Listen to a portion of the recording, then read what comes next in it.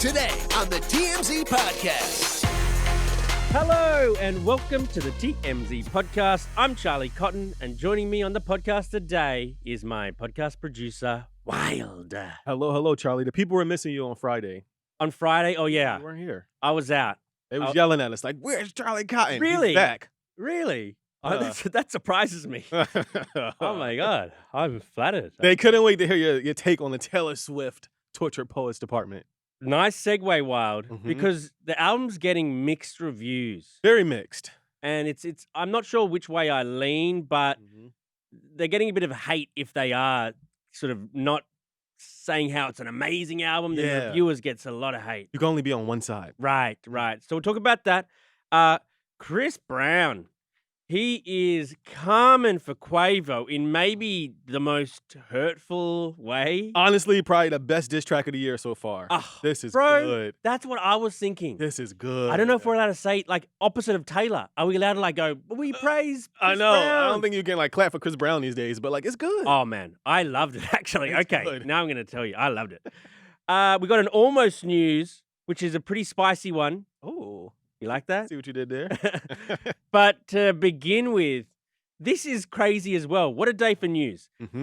Kanye West punched the wrong guy. Yes. After his wife, Bianca Censori, was allegedly sexually assaulted. It went down at the Chateau Marmont. You go on. Yeah, we broke this story last week. It went down at the Chateau Marmont where Kanye, a man allegedly sexually assaulted Kanye's wife. Bianca is what we were told. He groped her. He inappropriately touched her. Allegedly, reached his hand near or under her dress in a very inappropriate way. Yeah, that's pretty gross thing to do. Pretty gross. And in response to that, Kanye punched him. Okay. As Kanye Fair enough. sometimes does. I mean, that seems a fair enough thing. If someone touched my wife, then I think you're allowed to punch him in the face. Yes. However, Okay. we have now learned that Kanye may have punched the wrong twin. These guys look a lot alike. Yeah, their names are Mark and Johnny Houston, and they actually run and own a couple of my favorite bars and clubs in LA. Oh. Have you heard of No Vacancy? Wait, I have. No Vacancy? I've been there. Good Times at, what's his name? Good Times at something? I've definitely heard of No Vacancy. I don't know about Good Times. I've been at a few Good Time places, though. So. Oh, man. They're some of the best bars in LA. Wow. And so basically, what these brothers are saying now is no sexual assault went down. They were at the Chateau Marmont, which was really busy that night. One of the brothers bumped into Bianca, and it was just an accident. And then he went to sit down, and then Kanye came out and punched the wrong twin. Damn. So maybe there's security footage of this all, of the punch, of the alleged assault. But I just think it's a weird time and place to sexually assault someone at a crowded, popular bar that you're a regular at. And Chateau Marmont, if you're not from or in Los Angeles, this is a pretty poppin' place. Yeah. It isn't just a little alley back way dive bar. There would have been cameras. There also would have been a lot of witnesses. A lot. I assume. A lot. So, I mean, I don't like questioning a victim in such a bad case, but it just seems like maybe this was a case of Kanye just being Kanye again. Yeah. And being Kanye, but also having mistaken identity. It's And still punched the wrong person. the twin, I mean, isn't that crazy? Imagine a twin just sitting there and then just get socked by Kanye. Yeah. What the hell did I do? No, yeah, because the other twin's probably sitting with him saying, hey, guess who I just bumped into? You'll never believe this. Sock from Kanye. And you get a sock from Kanye. Well, I mean, I guess all of this is going to come out because the twins or one of the twins, we don't know who got punched and who bumped into. We don't know which one's which. We don't know. Same as Kanye. But I mean, all of this will come out, I suppose, because one of the twins wants to press charges against Kanye. Yeah. So police are looking into it. It's not like he hasn't been officially charged with anything yet, but he's at least a suspect in this battery investigation. So we'll see how it goes. How bizarre. Okay. On to our next story. Taylor Swift's album, The Tortured Poets Department, is getting mixed reviews. Yes. Some critics are scared to say they don't like it. And on the other hand, if you praise the album, Taylor will post your name to her Instagram shouting you out directly as a journalist. Which is a little problematic. I think so. What she's doing is setting up this weird web of Taylor Swift, you must like me kingdom. That's what I Because what thought. happens is when you write an article and you're talking about how glowing she is, for example, Rolling Stone talked about how great the album was and how it was just very heartfelt and just another display of Taylor's musical prowess. And Taylor then goes and posts the article on our Instagram account. So now everyone's loving this outlet and With the journalist's name. Mhm, So mhm. it's like you get a lot of new followers, you get a lot Yep. of praise, Taylor Yeah. Swift fans love you. And on the other hand, publications like NME Mhm. and specifically Paste magazine Yeah. are nervous to post negative reviews because in the Mhm. past, their reporters have got attacked for not being all like, oh my God, album of the year. Yeah. So I believe the first round of attack from the Swifties happened in like 2019 when there was a Mhm. negative review of her last album. So people are afraid of it. And I think that Taylor Swift is kind of like instigating it by spotlighting the good ones. Because she's like, if you do say something good, I'll post you. If Yes. you say something bad, Swifties. Yeah, And they just- exactly. So Post magazine refused to say who the journalist was Mhm. when they posted like a negative review. And they said on Twitter, there is no byline on this review due to how in 2019 Paste reviewed Lover. The writer was sent threats of violence from readers who disagreed about the work. That's scary. Yeah. It's scary, and it's also like threatening as a journalist to be in a situation where you can't kind of give your unbiased opinion, even though it's a review, so it's kind of a subjective thing. But it's still weird for Taylor Swift fans to come and try to attack people. Like they're not even that scary. No, they're not. What they gonna do? Throw a glitter bomb at you? And take away your friendship bracelets? Like what's the Yeah. thing they gonna do? Yeah. What did you think about the album? Because I tried to get into it, sort of thing. Like, Okay. it does sound like Taylor Swift, but I kind of think, and don't come at me, Swifties, I kind of think like it's not an evolution of style. It kind of just sounds like her.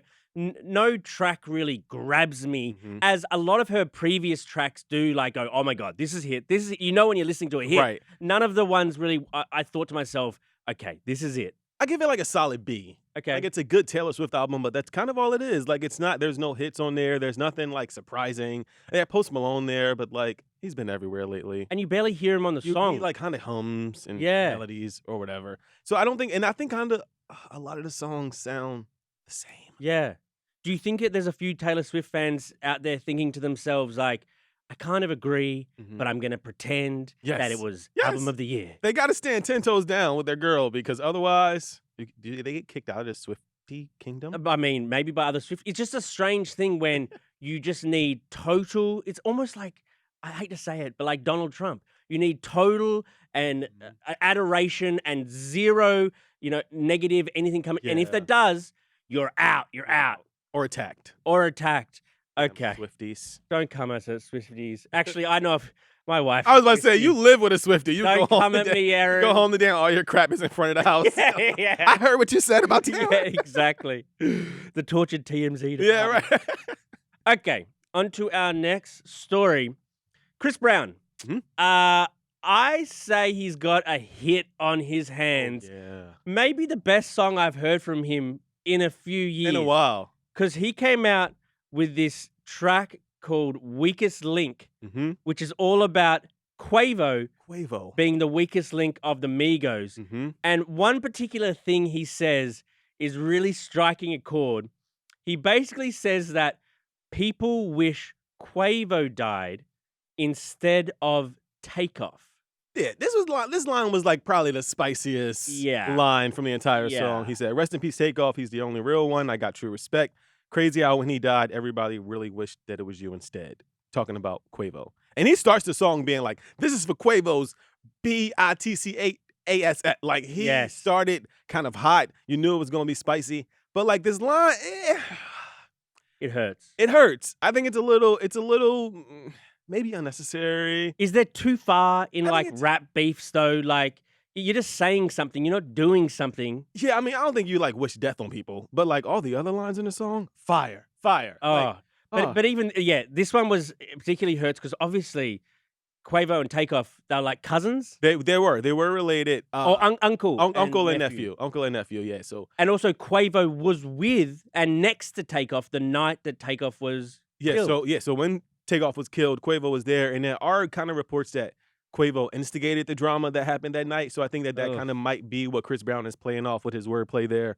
But Chris Brown kind of came at him the whole song. He also talked about smashing Quavo's girl while Quavo was still with his girl. And like, he didn't specify or say any names, but like people on the internet are speculating that that girl was Sweetie. Because Yes. Chris Brown was rumored to have a fling with Sweetie. Because Quavo boasted about kind of like getting with Carucci, Mhm. Carucci Tran, who was Chris Brown's ex, and he Yes. was like, "Okay, you got with my ex, I got with your current." I got with your girl while she was still your girl. Right, so, I mean, It's like, none of this is like nice stuff. No, no, no. Doesn't make him a good guy. I just want to say that. But the like, track it's is so fire. good. It's so good. The track is fire. And he ends it with, you just got bodied by a singing N-word. So it's like, I know I'm a singer, but like, dude. Because Chris Brown's not known as like a rapper. Nah. I mean, he spits every once in a while, but like, nah, this was bars, man. What's going on with all like the rap beef these days? It feels like it's back. It feels like it's back, but I also kind of think people just beefing for fun now. Like, Because what about like Drake and Kendrick and J. Cole? Like, they've been kind of going back and Theirs forth. was weak though. Their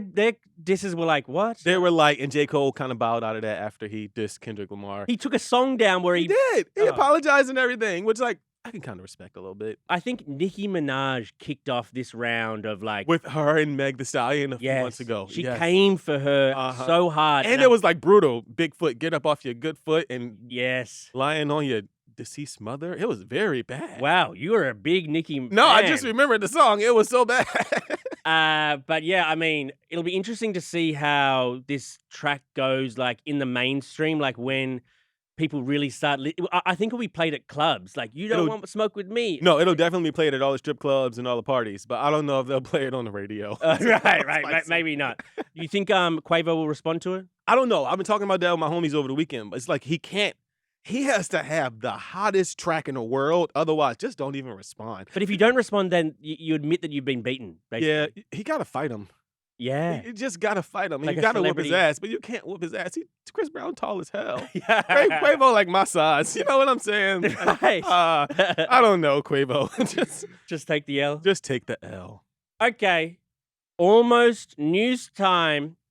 The Spice Girls Mhm. had a reunion Oh, yeah. at Posh Spice's 50th birthday. Yes, Victoria Beckham celebrated her 50th birthday over the weekend, and she came in wearing crutches. And remember this morning, I was like, why was she wearing crutches?